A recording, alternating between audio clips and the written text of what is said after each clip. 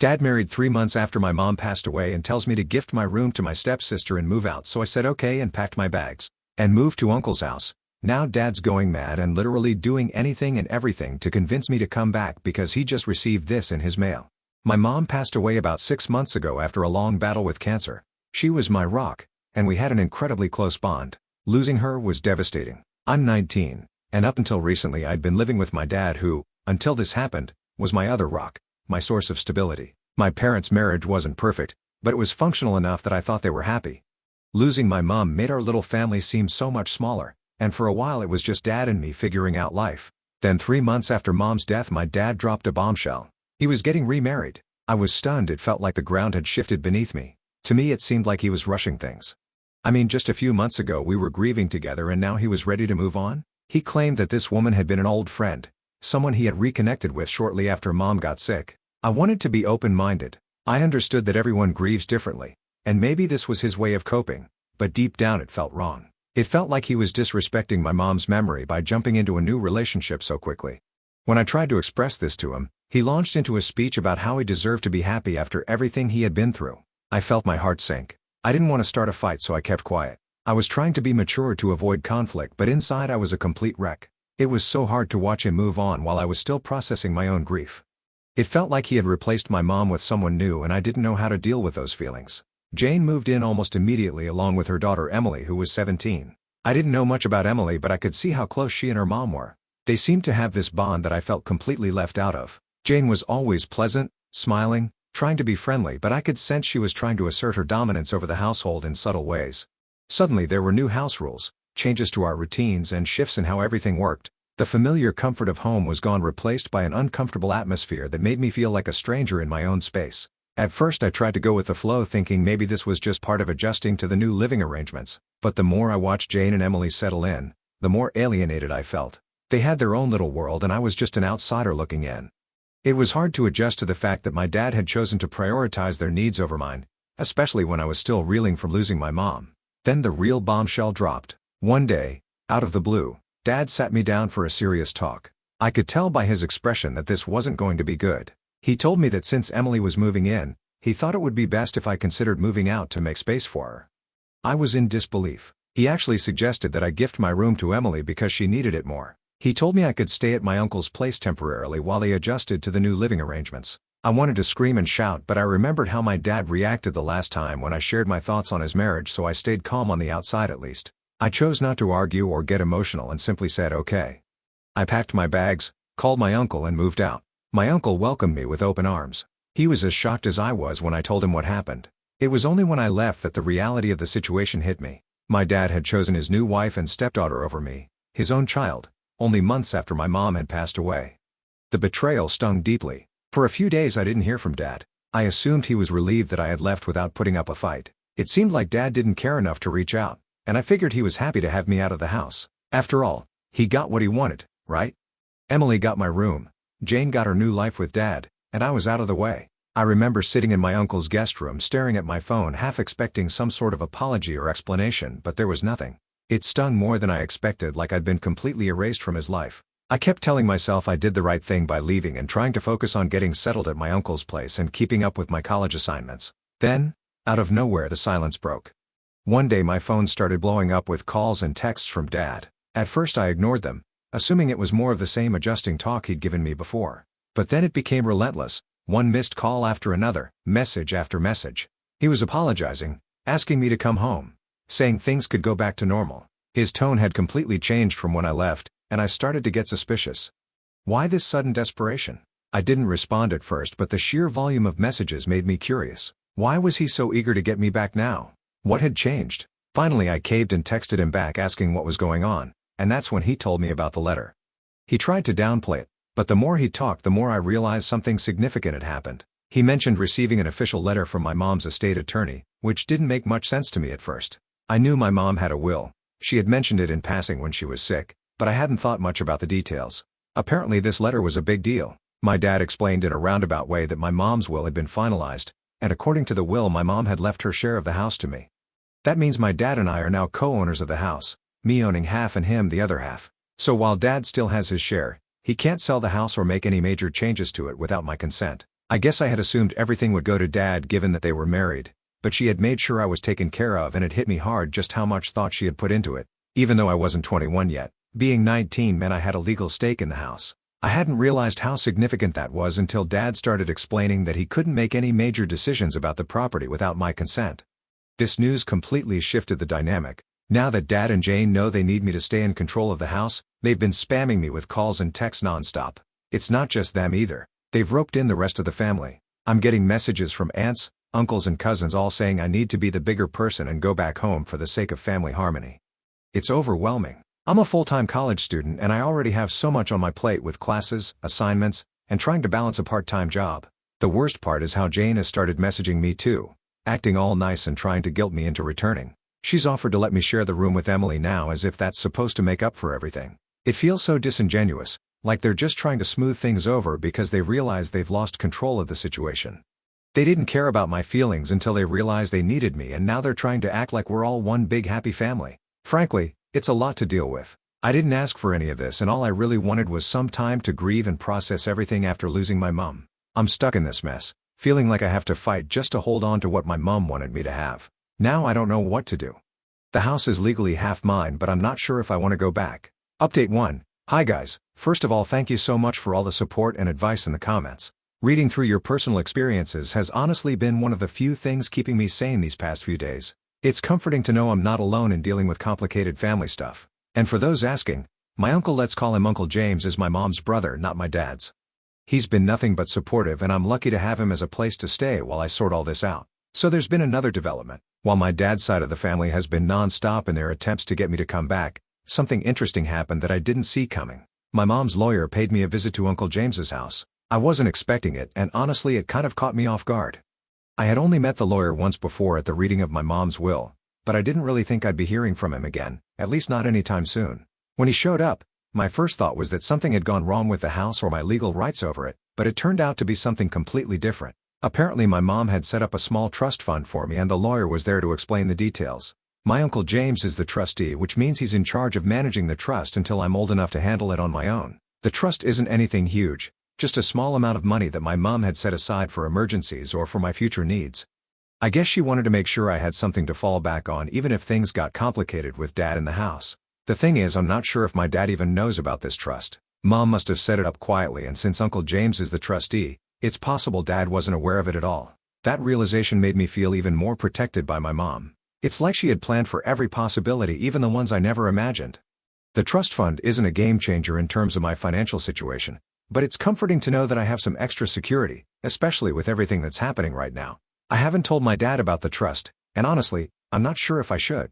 He's been blowing up my phone with messages, and I've had calls from all sorts of relatives, cousins, aunts, uncles, all trying to convince me to come back. At first they were being nice about it, telling me that Dad misses me and that we should patch things up. But when I didn't respond right away, the tone started to change. Some of them started guilt-tripping me, saying things like your dad's under a lot of stress and family is more important than a stupid room. I even had one of my aunts tell me that I was being selfish for taking my mom's side and that I needed to move on since she was gone now. It's been overwhelming to say the least. But here's the kicker. While all this was going on, Uncle James told me that Dad had been trying to reach out to him too. Apparently, Dad called him and tried to act like everything was fine, asking if I was doing okay and if Uncle James could convince me to come back home. James said it was the most awkward conversation he'd ever had. Dad was trying to play the concerned parent, but Uncle James wasn't buying it. He knows how Dad has treated me, and he made it clear to Dad that I was welcome to stay with him for as long as I needed. It's pretty clear that my dad's side of the family is all on his team. They're trying to wear me down, and I have a feeling it's not just about wanting me back for family reasons. It's about control, just like with the house. I've been thinking a lot about whether Dad knows about the trust or if he's just focused on the house for now. Part of me wonders if the trust would complicate things even more if he found out. Right now, he's trying to guilt me into coming back. But if he knew about the extra money Mom left me, would that change his tactics? Would he suddenly try to get involved in managing that too? I have no idea, but the thought is nagging at me. Anyway, my lawyer has advised me to keep things quiet for now, especially since Dad is already so fixated on the house. Legally, he can't force me to move back, and he definitely can't sell the house without my agreement, but I can't help but feel like this whole thing is going to get messier before it gets better. Uncle James has been a rock through all this, and I'm so grateful to have him in my corner. I don't know what I would have done without him, especially with how manipulative my dad and his side of the family have been. For now, I'm taking things day by day. I'm focusing on school, trying to keep up with my assignments and just taking a breather from all the drama. Update 2. Every time I think this whole situation has reached its peak of awfulness, something worse happens or I learn something that just turns my world upside down even more. I thought things couldn't get any worse after leaving my dad's house, dealing with the family's non-stop messages and then finding out about the trust fund my mom had set up for me. But I was wrong. Something happened yesterday that really hit me hard and changed the way I look at everything that's been going on. One of my cousins from my dad's side, let's call her Sarah, asked to meet up for coffee. I wasn't sure what to expect since most of my dad's side has been pressuring me to go back home, but Sarah and I have always been pretty close. She's a bit older than me and we used to hang out a lot when we were younger. So I figured maybe she just wanted to check in and see how I was doing. When we met up, things were a bit awkward at first. Sarah's mom, my aunt, has been one of the main people pressuring me to reconcile with my dad, so I wasn't sure where this conversation was going to go. But then out of nowhere the conversation took a completely unexpected turn and Sarah dropped a bomb on me that I wasn't prepared for. She hesitated at first, saying she wasn't sure if she should tell me what she knew, especially since her mom had told her to keep quiet about it, but she couldn't hold it in anymore. She felt I needed to know the truth. Sarah told me that my dad had been cheating on my mom for a long time, even before my mom got sick. I was completely floored. I had no idea this was going on. Sarah said she had known for a while but didn't want to get involved, mostly because her mom had told her not to. She explained that one day before my mom passed away, she saw my dad out at a restaurant with Jane and it wasn't just some casual lunch. Sarah said they looked like a couple. They were sitting close together talking and it was clear there was something going on between them. At the time, Sarah didn't think too much about it. Maybe she didn't want to believe the worst or maybe she didn't want to create drama. But now, looking back, it all started to make sense to her. The part that hit me the hardest was when Sarah told me she eventually gathered the courage to tell my mom about what she had seen. I can't even begin to imagine how devastating that must have been for my mom. She was already going through so much with her illness and on top of that, she had to deal with the knowledge that my dad had emotionally and maybe even physically moved on before she was gone. Sarah said that after she told my mom, she felt guilty, like maybe she had made things worse, but at the time, she thought it was the right thing to do. She believed my mom had the right to know even if it caused her pain. Ever since then though, it's been weighing on Sarah's conscience and she struggled with whether or not telling my mom was the right decision. When Sarah told me all this, everything started to click into place. I think this might be why my mom made the decisions she did in her will. She probably knew about Dad and Jane and maybe she didn't trust him anymore. Maybe that's why she left her share of the house to me instead of leaving everything to Dad. It was her way of protecting me and making sure that if Dad tried to move on too quickly with Jane, I wouldn't be left with nothing. It hurts to think that my mom was dealing with so much behind the scenes. She must have known that her time was limited and on top of everything she had to worry about Dad betraying her trust.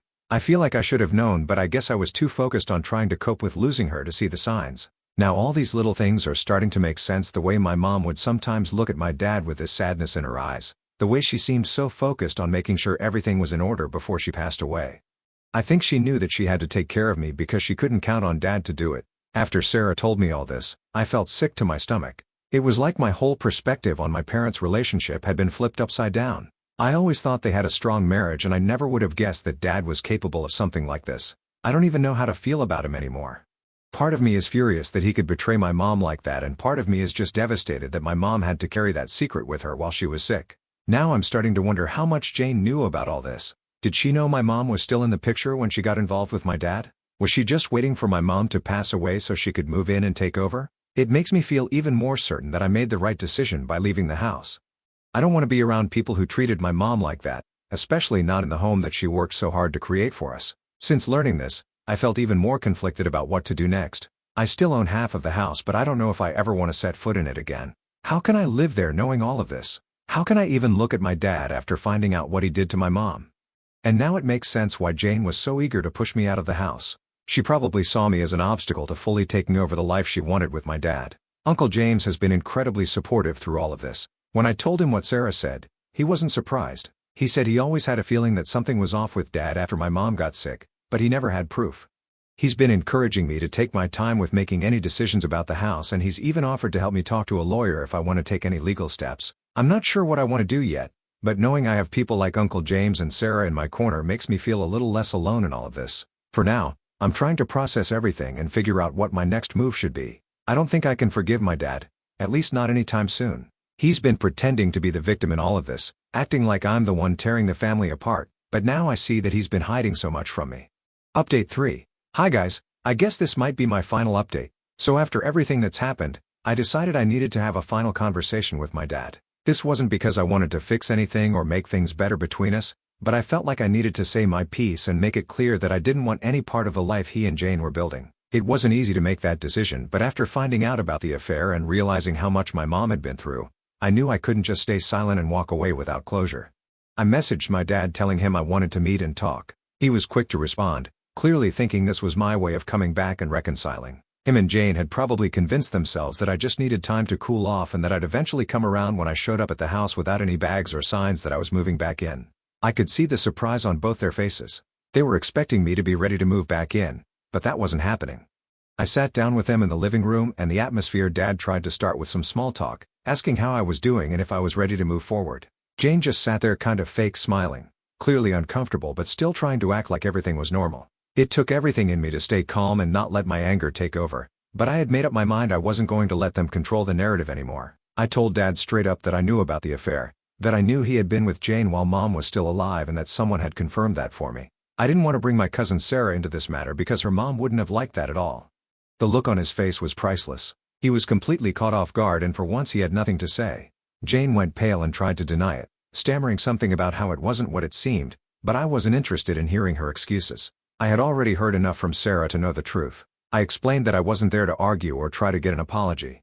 I just wanted them to know that I wasn't coming back. I told them that I didn't trust them, that I didn't want any part of this life they had built on lies, and that I wasn't going to pretend like everything was fine. The house, half of it at least, was mine now and I wasn't going to let them push me out, but I also wasn't going to live there. I told him I'd figure out what to do with my share later, but for now I didn't want any contact with them. The one thing that was clear was that no decision regarding the house should be made without me. Of course Dad tried to play the victim, saying that I was tearing the family apart, that I was overreacting and that I needed to think about the future. He even tried to guilt me by saying how hard it had been for him after Mom died and that he needed someone to lean on and that's why Jane came into the picture. But I wasn't buying it. He made his choices and now he had to live with them. I wasn't going to feel bad for him when he had clearly disrespected my mom long before she passed away. As for Jane, she just sat there quietly after I called them out. It was clear that she wasn't going to take any responsibility for what had happened and I didn't expect her to.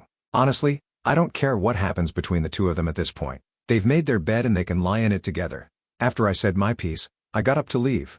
I could tell Dad was still in shock. He probably thought I'd come crawling back, but that was never going to happen. I walked out of the house feeling lighter than I had in weeks. It wasn't easy, but it felt good to finally have some closure, to say what needed to be said and to let them know that I wasn't going to be part of their lives anymore. Since then I've blocked them both on social media and stopped responding to any messages from my dad's side of the family.